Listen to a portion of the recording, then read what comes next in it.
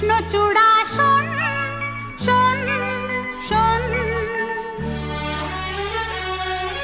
সারা বেলা দোলায় তোকে ছ্যাপা হাওয়া দে, তার পায়ের শব্দ যায় না শোনা।